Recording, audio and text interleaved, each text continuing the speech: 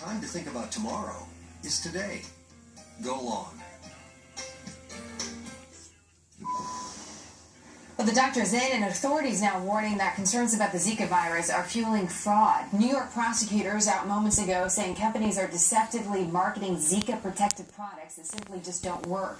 This as the 15th case of Zika virus is confirmed in Miami, this one outside the original infection zone that we've been focusing on. Dr. Martin Makary is a physician and professor at Johns Hopkins. Doctor, it's great to have you with us, especially with this report out of New York about fraudulent products. What products should people be using to protect themselves against mosquito bites?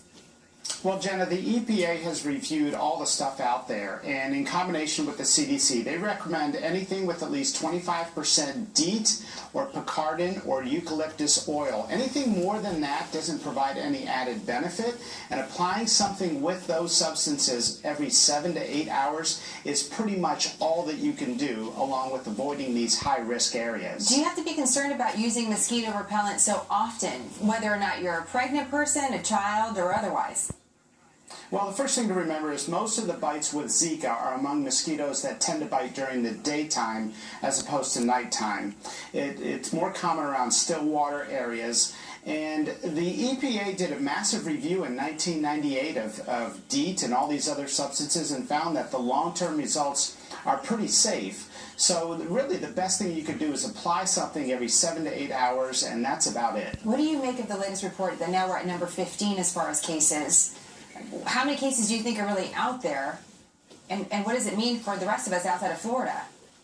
Well, Jenna, the reason this is a big deal in Florida is that it's the first time we've got people infected with Zika that got it in the United States. Before, it's been in almost every state among people that traveled outside.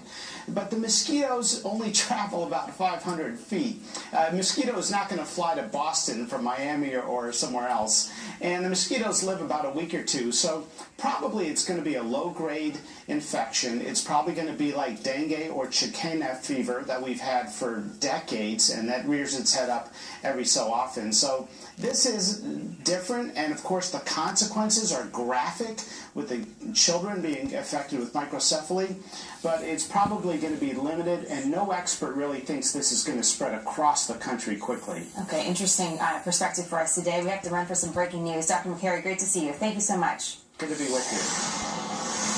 Our Fox News Alert take you to the White House now. Josh Earnest is speaking about some controversial issues, including